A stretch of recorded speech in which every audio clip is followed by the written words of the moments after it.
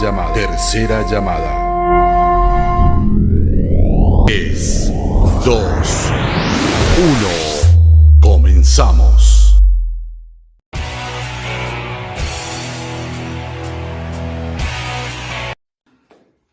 Hola, buenos días. Nos encontramos en la Biblioteca del Centenario de la Revolución Mexicana. Muy alegres con esta vistaza. Pero primero me gustaría presentar al equipo con el que vamos a colaborar el día de hoy. Hola, yo soy Paola. Hola, yo soy Atsiri. Hola, soy Jimena. ¿Qué tal? Yo soy Giovanni.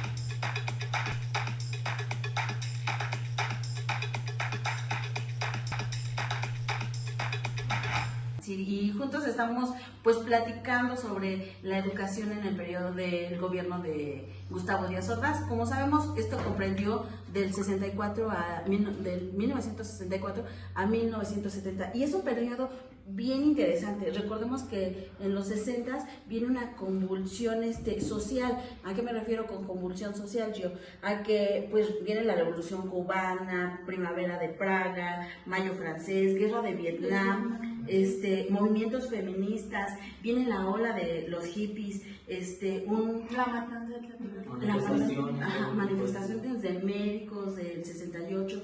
Todo este tipo de circunstancias, pero ¿qué pasa en el terreno educativo? ¿Cómo llega Gustavo Díaz Ordaz en el periodo educativo, Jiménez? Pues es que realmente una vez que Gustavo Díaz Ordaz llega a la presidencia venía con ideas de política educativa nuevas, ¿no?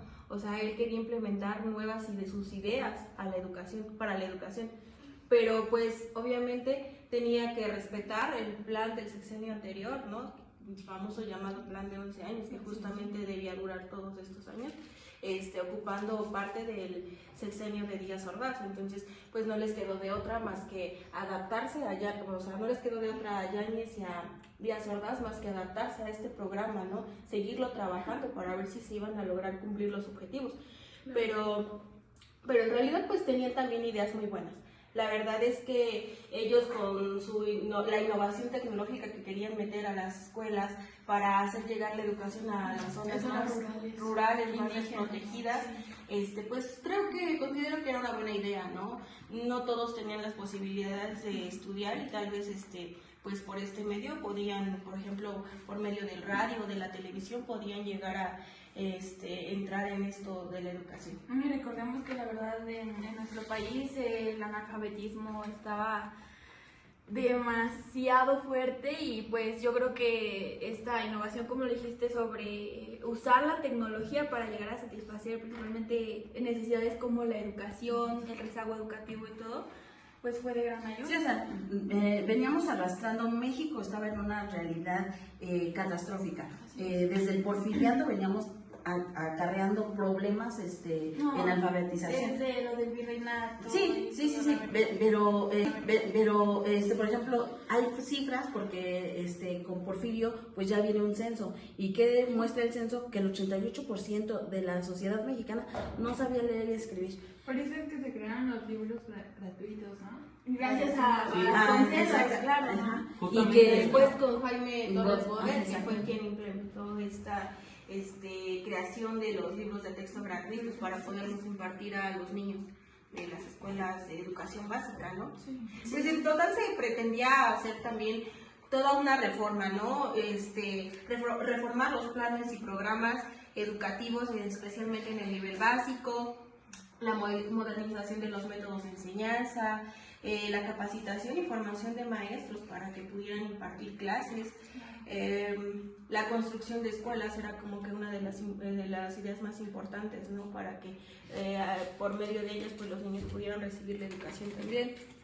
Y pues uno de los más importantes que ya mencionamos pues los libros de texto gratuitos. Y justamente pues habla también de su principal idea era que ningún otro niño fuera analfabeto, y gracias a eso pues también desde aquellos tiempos ya está implementado lo que era la primaria gratuita, obligatoria, y pues también gracias a eso se reconoció o se dieron cuenta de la gran importancia que tenía el preescolar, porque sabemos hoy en día pues ya no es tan, bueno, las nuevas generaciones ya no ven como de gran importancia lo que es el preescolar, y en ese tiempo pues se logró ver a detalle más eso de la gran importancia de como que se dio a conocer, ¿no? Que de verdad era importante, sí, digamos, una educación como inicial, la base, formación, ¿no? De hecho es la base para la educación de un niño. Ahorita, por ejemplo, no sé, hay programas educativos que están especializándose desde la etapa infantil, desde la educación inicial de niños pequeñitos, o sea, antes de ingresar al preescolar. Y la verdad que es algo vital para hoy en día, que los niños se logren desarrollar en este aspecto. Y para los niños y la verdad para nuestro país, porque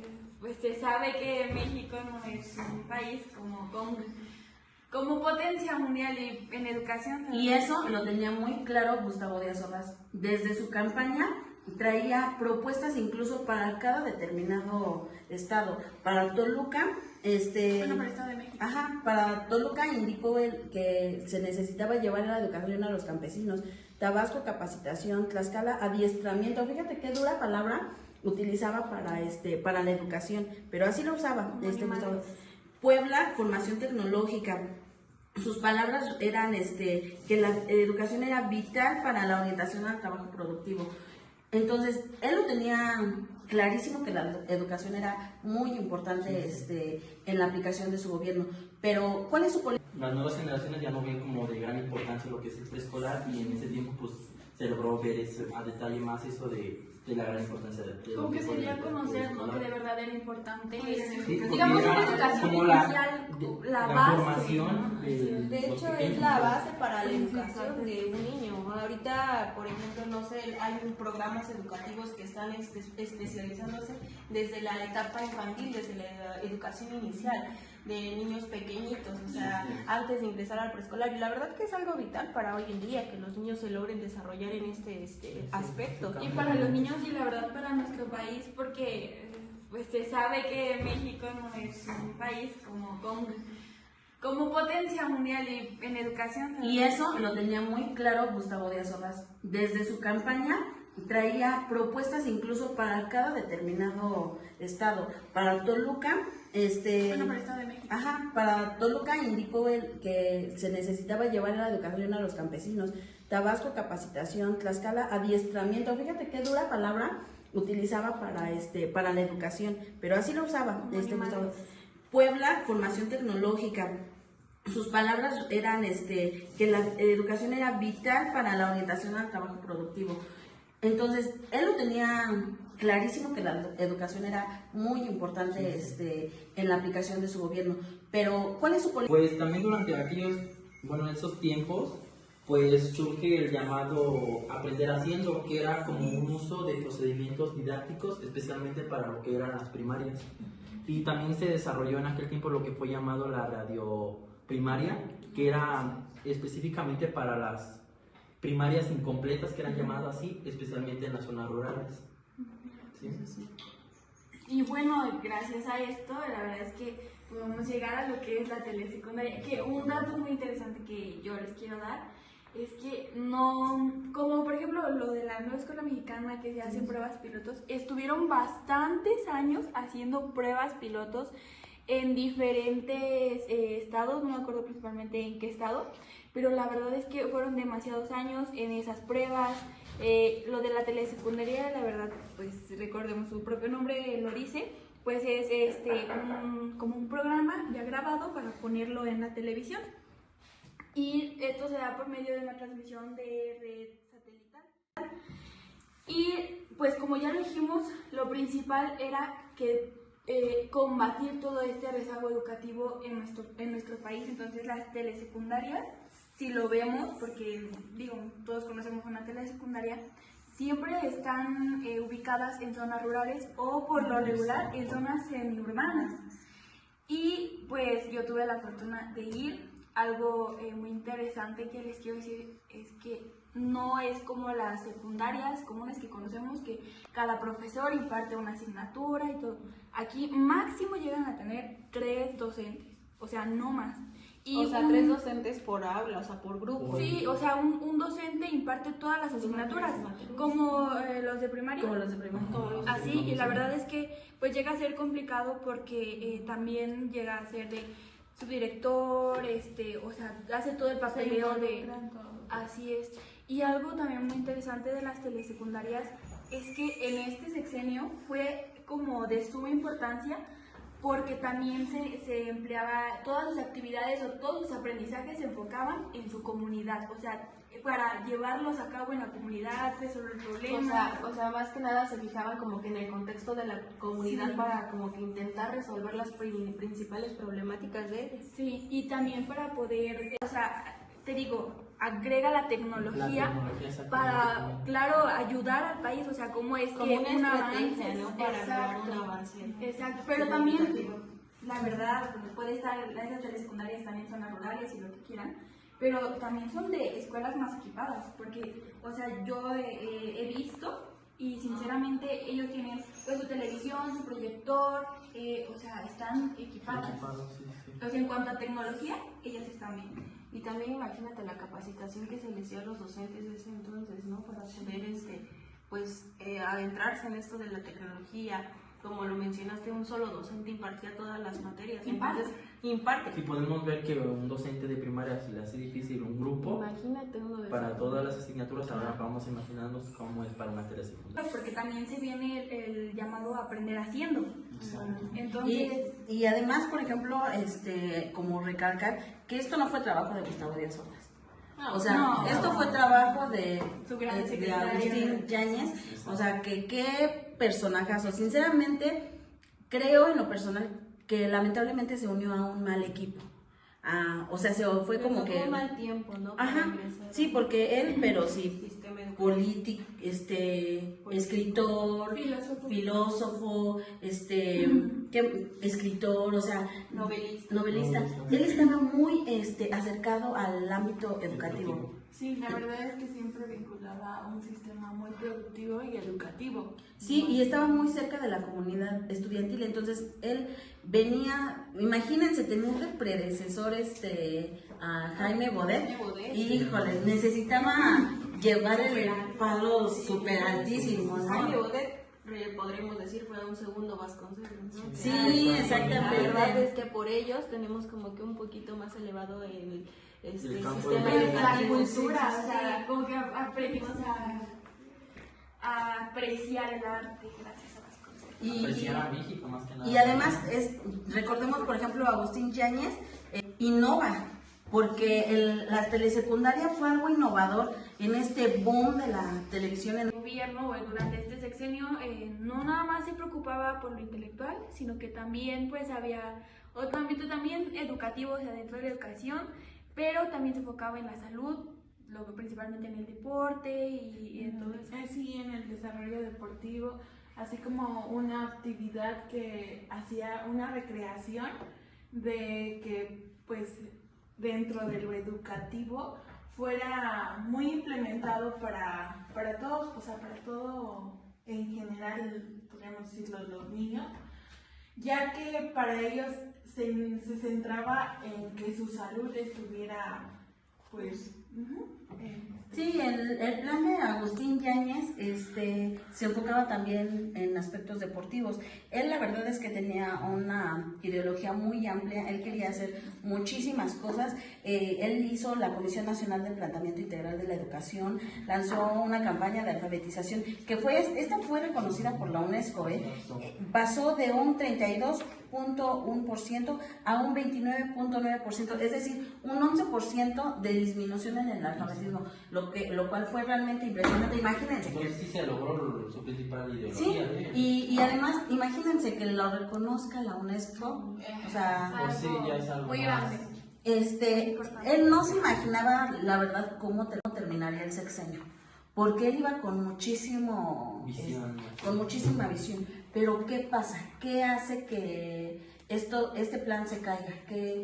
Pues Considero que fue el movimiento del 68. Realmente esto contribuyó a que a lo mejor todas las buenas ideas o proyectos que tenían en mente en este gobierno, pues se fueran para abajo. ¿Por qué? Porque eso les dio en la torre, pues porque fue un acto que no está ni siquiera justificado, o sea, no hay justificación para lo que sucedió en el 68. Sí, principalmente se veían pues como tal fuertes intenciones, ya sean políticas, económicas, y pues yo creo que una de las más controversiales que ocurrió pues fue la de la matanza de Tlatelolco el 2 de octubre, en el cual pues lo único que como objetivo de los estudiantes era pues manifestarse con el propósito de buscar su libertad y tener más autonomía en lo que es el ámbito educativo.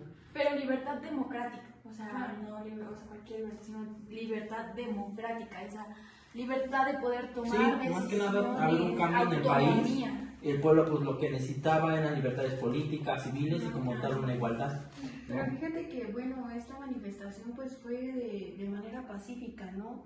O sea, yo creo que en la vida ellos hubieran imaginado lo que iba a lo que se les Nadie, esperaba, de verdad, lo que, o sea, todo sucedió así como que tan rápido. Digo, sí, ya había como que antecedentes pero realmente ese día fue como que el estallido de la bomba, querían como que ya lograr silenciar y apagar ya ese No, y de hecho buscaban también la renuncia de este presidente, o sea, también es... Del presidente. que hablemos de cómo era el presidente. Sí, o sea, él era una persona intransigente y no vamos a entrar como en detalles de él porque sinceramente sería como, primero desviarnos del tema, ¿no? Y su personalidad pues era muy intensa, pero también pidieron la renuncia de Agustín Yáñez. Él estaba indignado porque él era una persona muy unida y muy cercana a la unidad estudiantil. Entonces, él indignado, es como un dato, y se los voy a contar como un dato como fuera de esto, curioso. Él bien indignado va y le entrega la renuncia a Díaz Ordaz, pero él se la rompe y le dice literalmente estas palabras: a mí ningún hijo de la chingada me va a venir a renunciar, así que le rompe la carta y le dice, así que vete a cumplir tu cometido.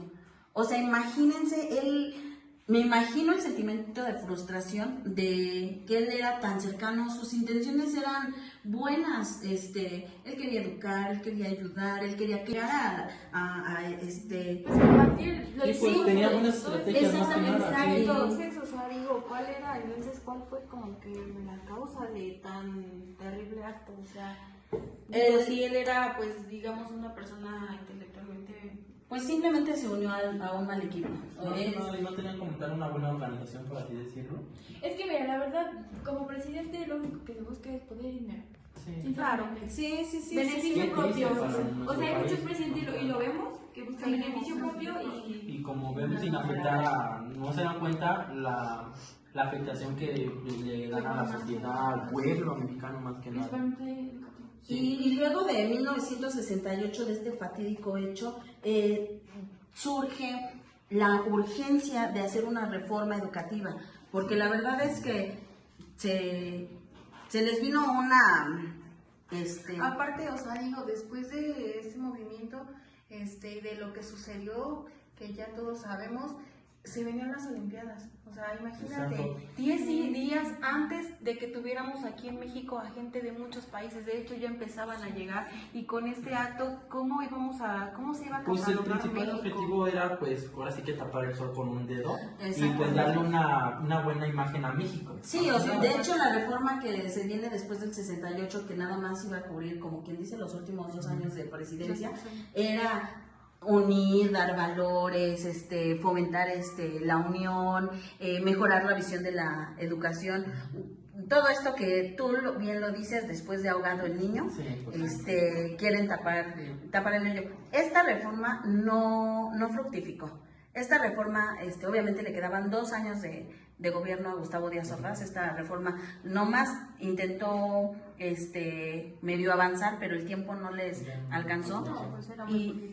Y esta reforma tenía 3 etapas, en la cual primero, y era muy bueno el plan de Yáñez, primero querían llegar a observar, o sea, primero observar cómo estaba la educación, después aplicar un periodo que ya nos lo había mencionado esta Chiri, un periodo de prueba, prueba piloto. Exactamente, lo que hoy conocemos como la prueba piloto, y después la aplicación, ya no alcanzó el tiempo, eso es definitivo. No, pues sí es importante, o sea, por ejemplo, que se hayan concentrado también en la observación, ¿no? Porque muchas veces crean programas, planes, ni siquiera como que están enfocados al contexto de cada comunidad. Y es, por ejemplo, lo puedo relacionar ahorita con la nueva escuela mexicana, ¿no? Que su principal objetivo es la contextualización de las escuelas, ver sus necesidades, sus principales problemáticas, y en base a eso, pues desarrollar el plan que se tiene, pero de acuerdo a las necesidades y problemáticas de cada comunidad escolar. Y es muy importante eso. Y además que toman ideas también, porque por ejemplo lo de las telesecundarias y la radio primaria, el actual aprende en casa. Sí. Como que van jalando ideas para fusionarlas. Bueno, y culminando esto, ¿qué es lo que rescatan bueno? 3 puntos, únicamente 3 puntos. Pues para mí lo que de llevar a lo educativo a las zonas rurales. ¿Por qué? Porque de alguna manera pues creció lo que fue el campo educativo. ¿Qué otro punto? Por ejemplo, no solo se centraba en lo intelectual, también en la salud física, y siento que de cierta manera ayuda a la salud emocional, ¿no? ¿Cuál sería Pues, otro tal tercer vez punto? pudo ser también la innovación tecnológica, ¿no? Que Así pretendían. es. A lo Exacto. mejor no abarcó completamente todo el campo educativo o todas las zonas, pero se intentó por otro lado, ¿no? Llevar la educación a los niños. Contribuir contra el analfabetismo, que en ese entonces todavía era como que bastante en nuestro país. ¿Cuál era su política de educación, Gio? Pues más que nada era lo que el programa que llegó a hacer, que era el de Aprender Haciendo, que se implementó principalmente desde el campo educativo bajo para que su formación fuera adecuada y pues tuviera frutos en el futuro, pues. Y produciendo, Así mencionabas. es, y el aprender produciendo. Exactamente. ¿Qué es lo malo? Pues considero que el acto más malo en este periodo seccional fue en el año 68. Realmente eso vino, eso echó para abajo todo lo bueno que habían logrado. Todas las visiones que tenían, que eran buenas, pues se fueron para abajo en ese año. Y de cierta manera, si lo vemos también el reprimir al secretario de Educación, porque, o sea, lo vemos tantas propuestas buenas que tenía para ayudar en la educación. Un personaje que pudo y haber no tenía mucho apoyo, mejor. la verdad, por parte del gobierno, o sea, del presidente, ¿no? Entonces, pues yo siento que reprimir todo ese apoyo educativo. ¿Cuál es su crítica ya por último? Pues considero que este presidente, pues, digamos, tal vez bien, continuó y dio oportunidad a que se continuara el plan de 11 años que estaba propuesto en el gobierno anterior, pero igual, por ejemplo, en infraestructura invirtió aquí en México, porque pues como ya lo habíamos dicho, venían las Olimpiadas, justamente el Mundial de Fútbol, ¿no? Entonces, como que considero que se iba a abrir un campo para México, un campo económico para México, pues un poco grande, ¿no? Pero pues realmente el presidente no tomó buenas decisiones junto con su colectivo, y es ahí donde todos estos buenos actos, estos intentos de crecimiento educativo y económico, pues derrumbó todo. Bueno, pues vamos a continuar tomando este cafecito y ¿les parece si seguimos platicando? Claro. Pues me encantó colaborar con ustedes. Platicamos en un momento. Sí. Muchísimas gracias, Muchas y gracias. adiós. Centenario de la República. Giovanna. La intro del aumento deportivo que él desarrolló fue un aumento pues muy elevado, fue bastante elevado. Ok.